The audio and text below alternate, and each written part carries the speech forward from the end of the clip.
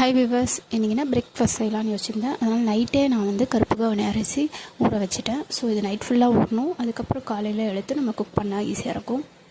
இது கருப்பு கவுனில் என்னென்ன சத்துக்கள் இருக்குதுன்னு பார்த்தீங்கன்னா, அந்தோசியன் எனப்படும் ஆன்டி ஆக்சிடென்ட் அதிகம் இருப்பதனால இது இதய நோய், புற்றுநோய் வராமல் தவிர்க்கப்படுங்க. அது மட்டும் இல்லாமல் நீரிழிவு நோய் வராமல் தடுக்கும். அதுக்கப்புறம் உடல் பருமனை குறைக்கிறது, பேட் கொலஸ்ட்ரால் எல்டிஎல் போன்ற கெட்ட கொலஸ்ட்ராலை குறைக்க உதவுகிறது. மன அழுத்தம், நீரிழிவு நோய், ஸோ எல்லாத்துலேருந்து நம்மளை பாதுகாக்குது. இது ரொம்ப ரொம்ப உடலுக்கு நல்லதுங்க.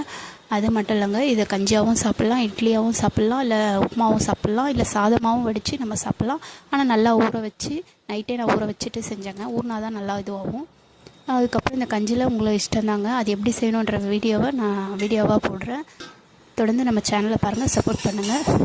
இது மார்னிங் ஹெல்த்தி பிரேக்ஃபாஸ்ட்டாக நாங்கள் எடுத்துக்கிட்டோம், எல்லாருமே எடுத்துக்கிட்டோம். இந்த வீடியோ உங்களுக்கு பிடிச்சிருந்தா லைக் பண்ணுங்கள், ஷேர் பண்ணுங்கள், சப்ஸ்கிரைப் பண்ணுங்கள்.